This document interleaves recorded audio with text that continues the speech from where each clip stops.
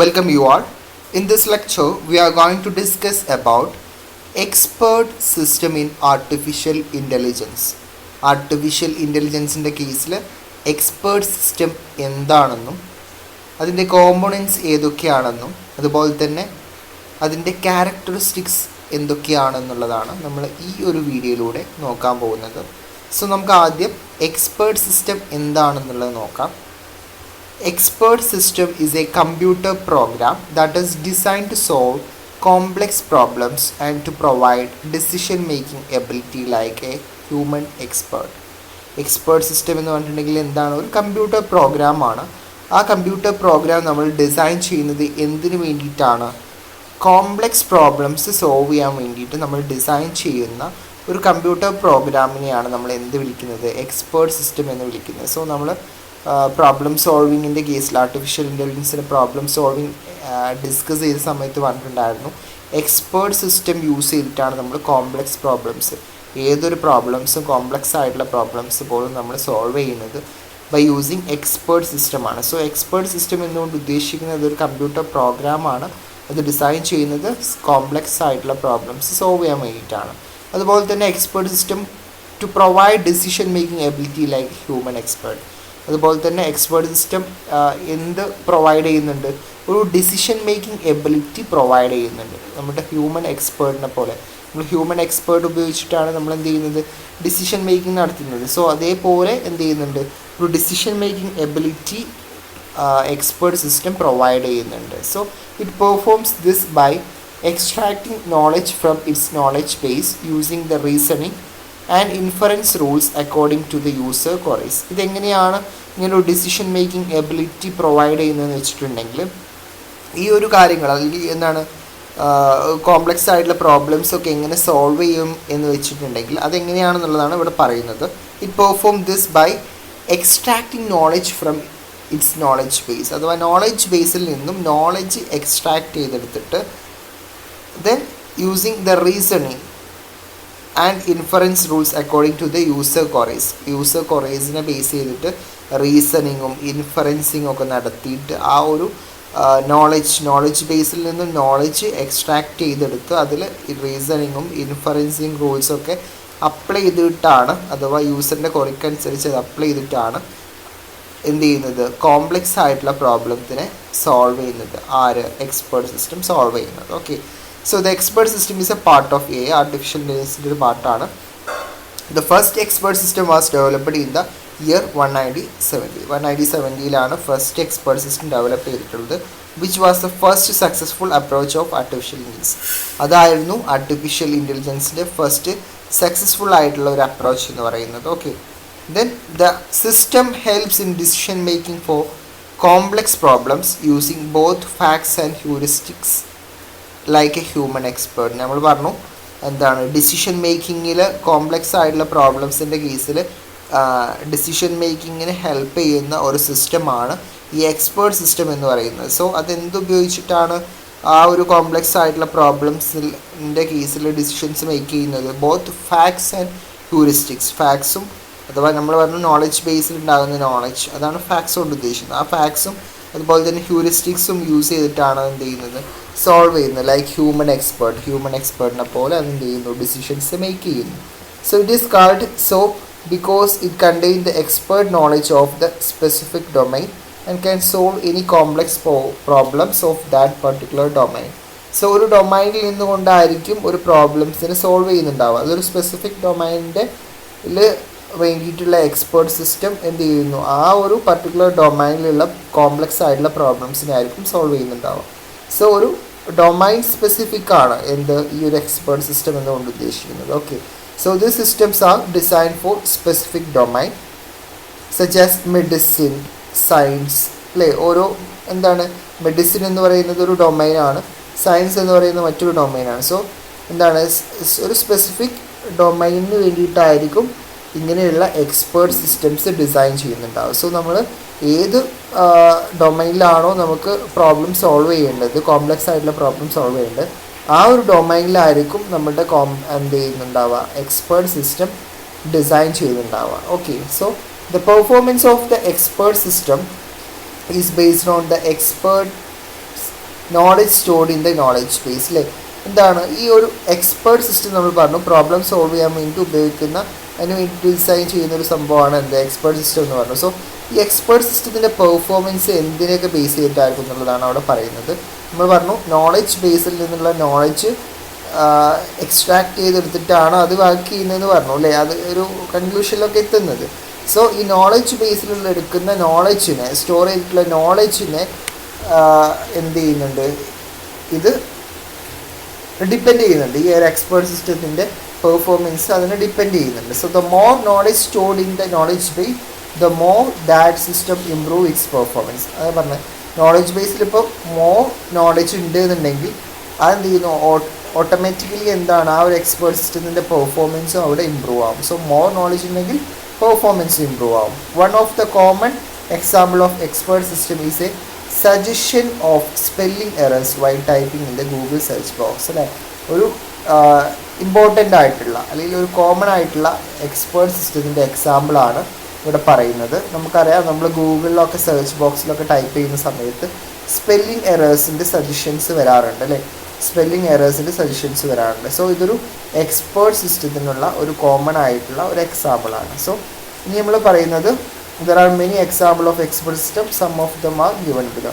കുറേ എന്തുണ്ട് എക്സ്പേർട്ട് സിസ്റ്റത്തിന് എക്സാമ്പിൾസ് കുറേ ഉണ്ട്, ഇത് കുറച്ചുകൂടെ കൊടുത്തിട്ടുണ്ട്. മൈസിൻ ഡെൻഡ്രലൊക്കെയാണ് ഏറ്റവും ഇമ്പോർട്ടൻ്റ് ആയിട്ടുള്ളത്. അതേപോലെ തന്നെ R1 എക്സ്കോൺ, അതുപോലെ DXplain ഒക്കെ എന്താണ് എക്സ്പേർട്ട് സിസ്റ്റത്തിന് എക്സാമ്പിൾസ് ആണ്. സോ ഇതിൽ മൈസിനും ഡെൻഡ്രലൊക്കെ നമ്മൾ ഡീറ്റെയിൽ ആയിട്ട് നോക്കാനുണ്ട്, അത് നമുക്ക് വരുന്ന വീഡിയോകളിലൊക്കെ നമ്മൾ ഡിസ്കസ് ചെയ്യുന്നതായിരിക്കും. സോ നമുക്ക് ഇനി നോക്കാനുള്ളത് എക്സ്പേർട്ട് സിസ്റ്റത്തിൻ്റെ കോമ്പണൻസ് ഏതൊക്കെയാണ് എന്നുള്ളത് നോക്കാം. സോ നിങ്ങൾക്ക് ഇവിടെ ഒരു ഡയഗ്രാം കാണാൻ പറ്റും. ഇവിടെ നോൺ എക്സ്പേർട്ട് യൂസർ ഉണ്ട്, നോൺ എക്സ്പേർട്ട് ആയിട്ടുള്ള ഒരു യൂസർ ഉണ്ട്. സോ ആ നോൺ എക്സ്പേർട്ട് യൂസർ ആയിരിക്കും സ്വാഭാവികമായിട്ടും ഒരു ക്വറി അല്ലെങ്കിൽ ഒരു അയാളുടെ ഒരു റിക്വസ്റ്റ് എങ്ങോട്ട് പോകുന്നുണ്ടാവുക, ഈ ഒരു എക്സ്പേർട്ട് സിസ്റ്റത്തിൽ. ഇതാണ് ഈ ഒരു റെക്റ്റാങ്കിളിൻ്റെ ഉള്ളിലുള്ളതാണ് എക്സ്പേർട്ട് സിസ്റ്റം എന്ന് പറയുന്നത്. സോ എക്സ്പേർട്ട് സിസ്റ്റത്തിൽ മെയിനായിട്ടും ഉണ്ടാവുക യൂസർ ഇൻ്റർഫേസ് എന്ന് പറയുന്ന ഒരു പോർഷൻ ഉണ്ടാവും, ഇൻഫറൻസ് എഞ്ചിൻ എന്ന് പറയുന്ന മറ്റൊരു പോർഷൻ ഉണ്ടാവും, നോളജ് ബേസ് എന്ന് പറയുന്ന മറ്റൊരു പോർഷൻ ഉണ്ടാവും. സോ ഇത്രയും ഈ ഒരു റെക്റ്റാങ്കിളിലുള്ള പോർഷനാണ് എക്സ്പേർട്ട് സിസ്റ്റം എന്ന് പറയുന്നത്. അതിൽ മെയിനായിട്ടും ഈ 3 കോമ്പണൻസ് ആണുള്ളത്. സോ ഇതിലോട്ട് എന്ത് ചെയ്യുന്നു, ഒരു നോൺ എക്സ്പേർട്ട് യൂസറിൽ നിന്നും ഒരു ക്വറി വരുന്നു. ദെൻ എന്ത് ചെയ്യുന്നു, അത് ഈ ഓരോ യൂസർ ഇൻ്റർഫേസ് വഴി ഇൻഫറൻസ് എഞ്ചിൻ വഴി നോളജ് ബേസിൽ പോയി സം ഡിസിഷൻസ് ഒക്കെ എടുത്തതിന് ശേഷം നോളജ് ബേസിൽ നിന്നൊക്കെ ഇൻഫറൻസ് എഞ്ചിനൊക്കെ അതൊക്കെ നമ്മളതിൻ്റെ വർക്കിംഗ് ഇവിടെ പറയുന്നുണ്ട് എടുക്കും. അതിനുശേഷം യൂസർ ഇൻ്റർഫേസ് വഴി തന്നെ നോൺ എക്സ്പേർട്ട് യൂസേഴ്സിന് അഡ്വൈസ് ആയിട്ട് പോകും. So knowledge from an expert user. So ഇത് നമ്മൾ ഈ ഒരു എക്സ്പേർട്ട് സിസ്റ്റം എന്ത് ഉപയോഗിക്കുന്നുണ്ട്, എക്സ്പേർട്ട് യൂസറിൽ നിന്നും എന്ത് നോളജ് ഉപയോഗിച്ചിട്ടായിരിക്കും അത് എന്ത് ചെയ്യുന്നുണ്ടാവുക, ആ ഒരു കോംപ്ലക്സ് ആയിട്ടുള്ള പ്രോബ്ലംസിനെ സോൾവ് ചെയ്യുന്നുണ്ടാവുക. സോ ഇതിലുള്ള ഓരോന്നും നമുക്ക് നോക്കാം. ഈ ഒരു എക്സ്പേർട്ട് സിസ്റ്റത്തിലെ ഒരു കോമ്പണൻ്റ് ആണല്ലോ നോളജ് ബേസ് എന്ന് പറയുന്നത്. നോളജ് ബേസ് എന്ന് പറയുന്നത് the knowledge base represents facts and rules. ഈ നോളജ് ബേസിൽ എന്തൊക്കെ ഉണ്ടാവുക, ഫാക്ട്സും അതുപോലെ തന്നെ റൂൾസും ആയിരിക്കും. It's consist of knowledge in A particular domain as well as rule two solve A problem. Okay, നമ്മൾ ഈ ഒരു നോളജ് ബേസിലുള്ള നോളജ് നമ്മൾ എന്തിനു വേണ്ടിയിട്ടാണ്, ഒരു പർട്ടിക്കുലർ ഡൊമൈനിലുള്ള നോളജുകളായിരിക്കും അതിലുണ്ടാവുക. അത് നമ്മൾ എന്ത് ചെയ്യുന്നു, അതേപോലെ തന്നെ റൂൾസും എന്ത് ചെയ്യുന്നു, ആ ഒരു നോളജിന് അല്ല ഒരു പർട്ടിക്കുലർ ഡൊമൈനിനെ ബേസ് ചെയ്തിട്ടുള്ള നോളജുകളും റൂൾസും ആയിരിക്കും ആ നോളജ് ബേസിൽ ഉണ്ടാവുക. സോ അത് നമ്മൾ എന്ത് ചെയ്യുന്നു, പ്രോബ്ലംസ് സോൾവ് ചെയ്യാൻ വേണ്ടിയിട്ട് ഉപയോഗിക്കും. ഓക്കെ, ദെൻ അടുത്ത പോർഷൻ എന്താണ്, ഇൻഫറൻസ് എഞ്ചിൻ എന്ന് പറയുന്ന മറ്റൊരു കോമ്പോണൻ്റ് ഉണ്ട് എക്സ്പേർട്ട് സിസ്റ്റത്തിന്. സോ എന്താണെന്നുള്ളത് നോക്കാം. The function of inference engine is to fetch the relevant knowledge from the knowledge base. Inference എഞ്ചിൻ്റെ ഫങ്ഷനാലിറ്റി എന്ന് പറയുന്നത് എന്താണ്, നോളജ് ബേസിൽ നിന്നും റെലവൻ്റ് ആയിട്ടുള്ള നോളജിനെ ഫെച്ച് ചെയ്യുക എന്നുള്ളതാണ് ഇൻഫറൻസ് എഞ്ചിൻ്റെ ഡ്യൂട്ടി എന്ന് പറയുന്നത്. സോ ഇങ്ങനെ യൂസർ ഇൻ്റർഫേസ് വഴി ഒരു ക്വറി വരുന്ന സമയത്ത് ഇൻഫറൻസ് എഞ്ചിൻ എന്ത് ചെയ്യുന്നു, നോളജ് ബേസിനോട്ട് റിക്വസ്റ്റ് കൊടുക്കും സം റെലവൻ്റ് ആയിട്ടുള്ള നോളജിന് വേണ്ടിയിട്ട്. സോ നോളജ് ബേസ് എന്ത് ചെയ്യും, അത് തിരിച്ച് ഇൻഫറൻസ് എഞ്ചിൻ തന്നെ അയച്ചു കൊടുക്കും. Okay, then interpret it and to find a solution relevant to the user's problem. So ഈ ഇൻഫറൻസ് എഞ്ചിൻ എന്ത് ചെയ്യുന്നു, ആദ്യം തന്നെ എന്ത് ചെയ്യുന്നു, ഫെച്ച് നോളജ് ബേസിൽ നിന്നും റെലവൻ്റ് ആയിട്ടുള്ള നോളജിന് എന്ത് ചെയ്യുന്നു, ആക്സസ് ചെയ്യുന്നു, അല്ലെങ്കിൽ എന്ത് ചെയ്യുന്നു, എടുക്കുന്നു. ദെൻ അതിനുശേഷം എന്ത് ചെയ്യുന്നു, ആ നോളജിനെ ഇൻഫറൻസ് എഞ്ചിനിൽ വെച്ചിട്ട് എന്ത് ചെയ്യുന്നു, ഇൻ്റർപ്രറ്റ് ചെയ്യുന്നു. ദെൻ ഇൻ്റർപ്രറ്റ് ചെയ്തതിന് ശേഷം അതെന്ത് ചെയ്യുന്നു, അതിനൊരു റെലവൻ്റ് ആയിട്ടുള്ള ആ ഒരു യൂസർ പ്രോബ്ലത്തിനൊരു സൊല്യൂഷൻ അവിടെ കണ്ടെത്തുന്നു. ഇൻഫറൻസ് എഞ്ചിനാണ് അപ്പോൾ അതിനുള്ളൊരു സൊല്യൂഷൻ കണ്ടെത്തുന്നത്. ഇൻ്റർപ്രറ്റൊക്കെ ചെയ്തിട്ട് ആ നോളജ് ബേസിലുള്ള നോളജിനെ ഇൻ്റർപ്രറ്റ് ചെയ്തിട്ട് ഇൻഫറൻസ് എഞ്ചിൻ എന്ത് ചെയ്യുന്നു, ഒരു റെലവൻ്റ് ആയിട്ടുള്ള ഒരു നോളജ് അവിടെ അല്ലെങ്കിൽ ഒരു സൊല്യൂഷൻ നമ്മൾ എന്ത് ചെയ്യുന്നു, ഫൈൻഡ് ഔട്ട് ചെയ്യുന്നു. Okay. The inference engine acquires the rules from its knowledge base and applies them to fact to infer new facts. Then നമ്മൾ പറഞ്ഞു നോളജ് ബേസിൽ എന്തുണ്ടാവും, റൂൾസ് ഉണ്ടാവും എന്ന് പറഞ്ഞു അല്ലേ. നോളജ് ബേസിൽ എന്തൊക്കെ ഉണ്ടാവും നമ്മൾ പറഞ്ഞിട്ടുണ്ട്. എന്താണ്, നോളജ് ഉണ്ടാവും, അതുപോലെ തന്നെ ആ പ്രോബ്ലം സോൾവ് ചെയ്യാനുള്ള റൂൾസ് ഉണ്ടാവും എന്ന് പറഞ്ഞു. സോ റൂൾസ് ആണ് ഇൻഫറൻസ് എന്ത് ചെയ്യുന്നു, റൂൾസ് അക്വയർ ചെയ്യും. എവിടുന്ന്, നോളജ് ബേസിൽ നിന്നും റൂൾസും നോളജ് മാത്രമല്ല അക്വയർ ചെയ്യുന്നത്, എടുക്കുന്നത് നോളജ് മാത്രമല്ല, പകരം എന്തുകൂടി എടുക്കുന്നുണ്ട്, അവിടെ എന്ത് ചെയ്യുന്നുണ്ടാവും, റൂൾസും എടുക്കുന്നുണ്ട്. റൂൾസ് എടുത്തതിന് ശേഷം അതെന്ത് ചെയ്യുന്നു, ഇൻഫറൻസ് എഞ്ചിനിൽ റൂൾസ് ആണ് എടുക്കുന്നതെങ്കിൽ, നോളജാണ് എടുക്കുന്നതെങ്കിൽ ആ നോളജ് പ്രോബ്ലം സോൾവ് ചെയ്യാൻ വേണ്ടിയിട്ട് ഉപയോഗിക്കുന്നു. റൂളാണ് എടുക്കുന്നതെങ്കിൽ എന്ത് ചെയ്യുന്നു, അത് എന്ത് ചെയ്യുന്നു, the rules from its knowledge base and apply them to work to the known fact to infer new facts. Rules എടുത്തിട്ട് എന്താ ചെയ്യുന്നത്, നമ്മളുടെ കയ്യിലുള്ള നോൺ ഫാക്റ്റിൽ നിന്നും ന്യൂ ഫാക്ട്സ് എന്ത് ചെയ്യുന്നു, ഡിറൈവ് ചെയ്തെടുക്കുക ചെയ്യുന്നത്. റൂൾസ് വെച്ചിട്ട് നമ്മൾ എന്ത് ചെയ്യുന്നു, നമ്മുടെ കയ്യിലുള്ള ഓൾഡ് ഫാക്റ്റിൽ നിന്നും നോൺ ഫാക്റ്റിൽ നിന്നും ന്യൂ ഫാക്ട്സ് ഡിറൈവ് ചെയ്തെടുക്കുന്നു. Inference engines can also include an explanation, particular conclusion,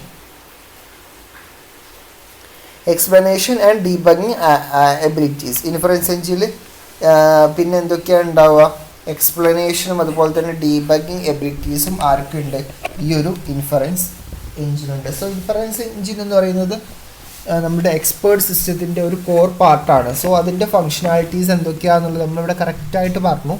so അതെന്തൊക്കെയാണെന്നുള്ളത് ഒന്ന് ഓർത്ത് വെക്കുക. Then knowledge acquisition and learning module.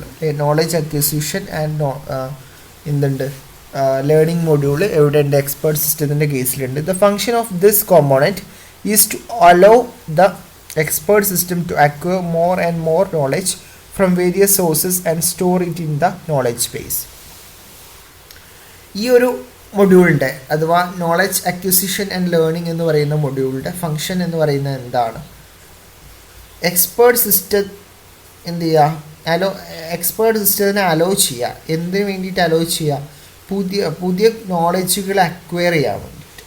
More and more നോളജുകൾ പലതരത്തിലുള്ള സോഴ്സിൽ നിന്നും അക്വയർ ചെയ്തിട്ട് അത് നോളജ് ബേസിൽ കൊണ്ടുപോയി സ്റ്റോർ ചെയ്യാൻ വേണ്ടിയിട്ട് സഹായിക്കുന്ന ഒരു എന്താണ് മൊഡ്യൂളാണ് knowledge acquisition and learning module എന്ന് പറയുന്നത്.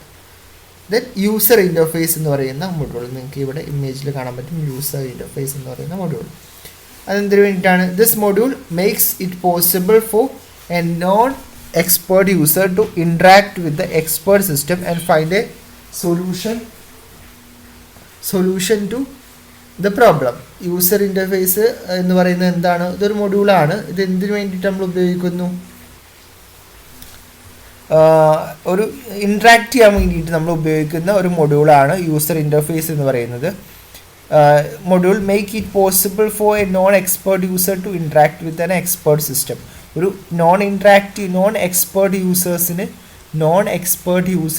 എക്സ്പേർട്ട് സിസ്റ്റമായിട്ട് ഇൻട്രാക്ട് ചെയ്യാൻ വേണ്ടിയിട്ട് നമ്മൾ ഉപയോഗിക്കുന്ന ഒരു മൊഡ്യൂളാണ് യൂസർ ഇൻ്റർഫേസ് എന്ന് പറയുന്നത്. നിങ്ങൾക്ക് ഇവിടെ തന്നെ കാണാൻ പറ്റും, ഒരു നോൺ എക്സ്പേർട്ട് യൂസർ ഉണ്ട്, സോ ഒരു എക്സ്പേർട്ട് യൂസറും ഉണ്ട്. സോ നോൺ എക്സ്പേർട്ട് യൂസറിനെയും കമ്മ്യൂണിക്കേറ്റ് ചെയ്യാൻ വേണ്ടിയിട്ട് അല്ലെങ്കിൽ ഇൻട്രാക്ട് ചെയ്യാൻ വേണ്ടി സഹായിക്കുന്ന ഒരു ഭാഗമാണ് യൂസർ ഇൻ്റർഫേസ് എന്ന് പറയുന്നത്. ഓക്കെ,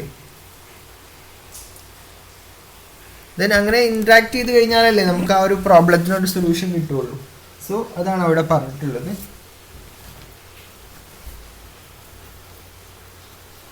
ദെൻ എക്സ്പ്ലനേഷൻ മൊഡ്യൂൾ എന്ന് പറയുന്ന മറ്റൊരു ഭാഗമുണ്ട്, explanation module. This module helps the expert system to give the user an explanation about how the expert system reached a particular conclusion. Explanation module എന്ന് പറയുന്ന module എന്ത് expert സിസ്റ്റത്തിനെ എങ്ങനെയാണ് സഹായിക്കുന്നത്?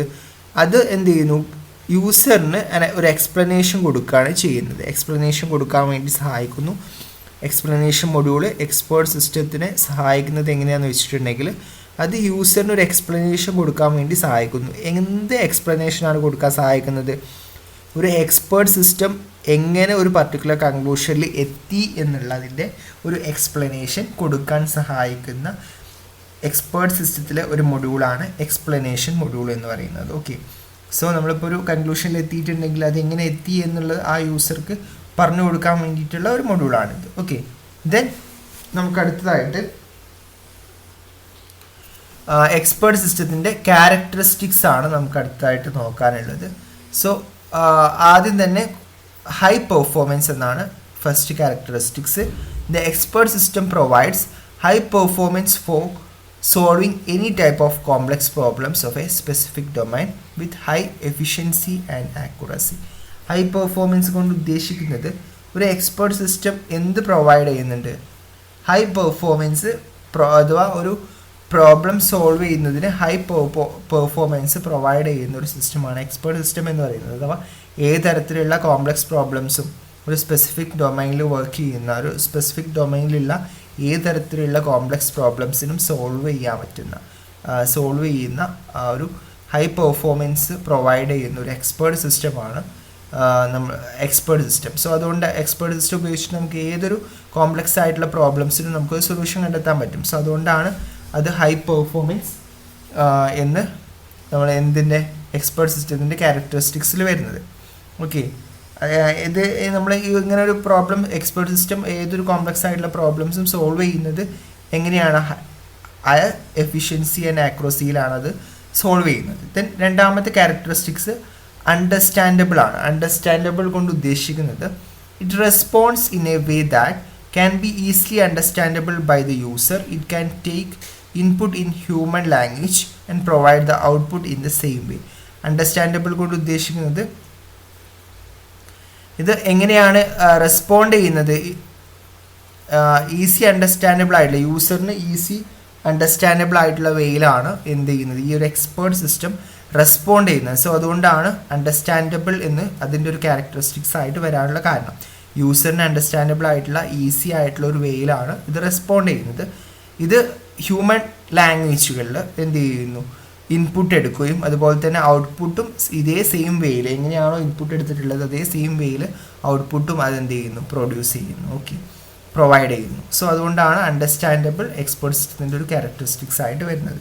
Then അതേപോലെ തന്നെ റിലയബിൾ കൊണ്ട് ഉദ്ദേശിക്കുന്നത് എന്താണ്? It is much reliable four generating an efficient and accurate output. Reliable കൊണ്ട് ഉദ്ദേശിക്കുന്നത് എന്താണ്? ഇത് എന്ത് ചെയ്യുന്നുണ്ട്, എക്സ്പേർട്ട് സിസ്റ്റം ഉപയോഗിച്ചിട്ട് നമുക്ക് എന്ത് ചെയ്യുന്നുണ്ട്, ഒരു റിലയബിൾ ആയിട്ടുള്ള, ഒരു എഫിഷ്യൻ്റ് ആയിട്ടുള്ള, ഒരു ആക്യുറേറ്റ് ആയിട്ടുള്ള ഒരു ഔട്ട്പുട്ട് ഒരു പർട്ടിക്കുലർ പ്രോബ്ലത്തിന് നമുക്ക് കിട്ടും. സോ അതുകൊണ്ടാണ് ഇത് റിലയബിൾ എന്ന് പറയാനുള്ള കാരണം. മറ്റൊരു ക്യാരക്ടറിസ്റ്റിക്സ് ആണ് ഹൈലി റെസ്പോൺസീവ് ആണ്. Expert system provide the result for any complex query with a very short period of time. അതുകൊണ്ടാണ് ഹൈ റെസ്പോൺസീവ് എന്ന് പറയാനുള്ള കാരണം. ഏതൊരു കോംപ്ലക്സ് ആയിട്ടുള്ള ക്വറി പ്രോബ്ലം എടുത്തു കഴിഞ്ഞാലും അതിന് ഷോർട്ട് പീരീഡ് ഓഫ് ടൈമിൽ അതിന് റിസൾട്ട് പ്രൊവൈഡ് ചെയ്യാൻ എക്സ്പേർട്ട് സിസ്റ്റത്തിന് പറ്റും. സോ അതുകൊണ്ടാണ് ഹൈ റെസ്പോൺസീവ് എന്നുള്ളത് എക്സ്പേർട്ട് സിസ്റ്റത്തിൻ്റെ ഒരു ക്യാരക്ടറിസ്റ്റിക്സ് ആയിട്ട് വരുന്നത്. Then some other points related to the characteristics of expert system is listed here. So നമുക്ക് ഓരോന്നും നോക്കാം. Human experts are perceivable but an expert system is permanent. എന്താണ് ഹ്യൂമൻ എക്സ്പേർട്സ് എന്താണ്, പെർസിബിൾ ആണ്. പക്ഷേ നമ്മുടെ എക്സ്പേർട്ട് സിസ്റ്റം, നമ്മൾ ആർട്ടിഫിഷ്യലി ഉണ്ടാക്കുന്ന എക്സ്പേർട്ട് സിസ്റ്റം എന്താണ്, പെർമനൻ്റ് ആയിട്ടുള്ള ഒന്നാണ്. അതേപോലെ തന്നെ it helps to distribute the expertise of a human. അതേപോലെ തന്നെ എന്താണ്, ഹ്യൂമൻ്റെ എക്സ്പെർട്ടൈസ് ഡിസ്ട്രിബ്യൂട്ട് ചെയ്യാൻ സഹായിക്കുന്ന ഒരു സിസ്റ്റമാണ് നമ്മളുടെ ആർട്ടിഫിഷ്യൽ ഇൻ്റലിജൻസിലെ എക്സ്പേർട്ട് സിസ്റ്റം എന്ന് പറയുന്നത്. Then one expert system may contain knowledge from more than one human experts thus make the solution more efficiently.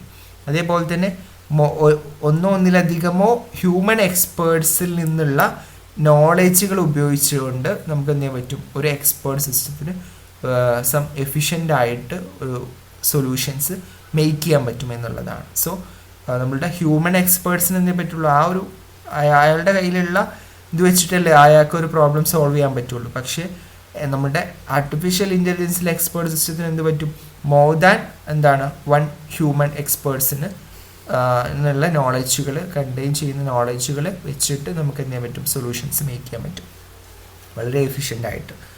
So അതാണ് അവിടെ പറയുന്നത്. Then it decreases the cost of consulting an expert for various domains such as medical diagnosis. അതേപോലെ തന്നെ എന്താണ് cost വളരെ നമുക്ക് എന്ത് ചെയ്യാൻ പറ്റും, കുറക്കാൻ പറ്റും. കാരണം എന്താണ്, നമുക്കിപ്പം വേരിയസ് ആയിട്ടുള്ള ഡൊമൈനിലുള്ള എക്സ്പേർട്സിനെ കൺസൾട്ട് ചെയ്യുന്നതിന് പകരം നമുക്ക് ഒരു എക്സ്പേർട്ട് സിസ്റ്റം ഡെവലപ്പ് ചെയ്ത് കഴിഞ്ഞാൽ നമുക്കത് ഈസി ആയിട്ട് അതിൻ്റെ കോസ്റ്റ് ഡിക്രീസ് ചെയ്യാൻ പറ്റും. So in the case of medical diagnosis ഒക്കെ അങ്ങനെയാണ് സംഭവിക്കുന്നത്. ദെൻ അടുത്ത point, they use A knowledge base and inference engine. അതുപോലെ തന്നെ എക്സ്പേർട്ട് സിസ്റ്റത്തിൽ നമ്മൾ ഉപയോഗിക്കുന്ന നോളജ് ബേസും ഇൻഫറൻസ് എഞ്ചിനും ഉണ്ട്, നമ്മൾ ഡിസ്കസ് ചെയ്തത് തന്നെയാണ്, അതിൻ്റെ കോമ്പോണൻസിലുള്ള കാര്യമാണ്. Then expert system can solve complex problems by deducing new facts through existing facts of knowledge. അതേപോലെ തന്നെ expert system complex problems solve ചെയ്യുന്നത് എങ്ങനെയാണ്, പുതിയ ഫാക്ട്സ് കണ്ടെത്തുന്നു, ഇങ്ങനെ എക്സിസ്റ്റിംഗ് ഫാക്ട്സ് ഓഫ് നോളജ് ഉപയോഗിച്ചുകൊണ്ട് പുതിയ ഫാക്ട്സ് അവിടെ ഡെഡ്യൂസ് ചെയ്യാണ് ചെയ്യുന്നത്. Then represented mostly as if then rules a rather than through conventional procedure codes. സാധാരണ രീതിയിൽ ഇഫ് ദെൻ റൂൾസ് ഉപയോഗിച്ച് നമ്മൾ ഇഫ് ദെൻ റൂൾസ് ഒക്കെ ഡിസ്കസ് ചെയ്തതാണ്. സോ ഇഫ് ദെൻ റൂൾസ് ഉപയോഗിച്ചിട്ടൊക്കെ ആയിരിക്കും എന്ത് ചെയ്യുന്നുണ്ടാവുക, ഡെഡ്യൂസ് ചെയ്യുന്നുണ്ടാവുക, പുതിയ ഫാക്ട്സുകളൊക്കെ നമ്മൾ ഓൾഡ് ഫാക്ട്സിൽ നിന്നും ഡെഡ്യൂസ് ചെയ്യുന്ന, അല്ലെങ്കിൽ എക്സിസ്റ്റിംഗ് ഫാക്ട്സിൽ നിന്നും ഡെഡ്യൂസ് ചെയ്യുന്നുണ്ടാവുക. സോ അങ്ങനെയും ഇഫ് ദെൻ റൂൾസ് ഉപയോഗിച്ചിട്ടോ അല്ലെങ്കിൽ കൺവെൻഷണൽ പ്രൊസീജിയർ കോഡ്സ് ഒക്കെ ഉപയോഗിച്ചിട്ടായിരിക്കും ഇങ്ങനെയുള്ള കാര്യങ്ങളൊക്കെ ചെയ്യുന്നുണ്ടാവുക. ദെൻ അടുത്തൊരു point, expert system work among the first truly successful form of artificial intelligence software. ഞാൻ സ്റ്റാർട്ടിങ്ങിൽ പറഞ്ഞിട്ടുണ്ടായിരുന്നു, എക്സ്പേർട്ട് സിസ്റ്റമാണ് ഫസ്റ്റ് ട്രൂലി സക്സസ്ഫുൾ ആയിട്ടുള്ള ആർട്ടിഫിഷ്യൽ ഇൻ്റലിജൻസ് സോഫ്റ്റ്വെയറിൻ്റെ ഒരു ഫോമാണത്. സോ ആദ്യം വന്നിട്ടുള്ളത് എക്സ്പേർട്ട് സിസ്റ്റമാണ്. ഓക്കെ, ദെൻ 1970 വന്നു എന്നൊക്കെ നമ്മൾ ഡിസ്കസ് ചെയ്തിട്ടുണ്ടായിരുന്നു. സോ ഇത്രയും കാര്യങ്ങളാണ് നമുക്ക് ആർട്ടിഫിഷ്യൽ ഇൻ്റലിജൻസിൻ്റെ കേസിലുള്ള എക്സ്പേർട്ട് സിസ്റ്റത്തിനെ കുറിച്ചിട്ട് പറയാനുള്ളത്. എക്സ്പേർട്ട് സിസ്റ്റം എന്താണെന്നും അതിൻ്റെ കോമ്പോണൻസ് എന്തൊക്കെയാണെന്നും അതിൻ്റെ ക്യാരക്ടറിസ്റ്റിക്സ് ഏതൊക്കെയാണെന്നും നമ്മൾ ഈ ഒരു വീഡിയോയിലൂടെ ഡിസ്കസ് ചെയ്തു. Okay, thank you.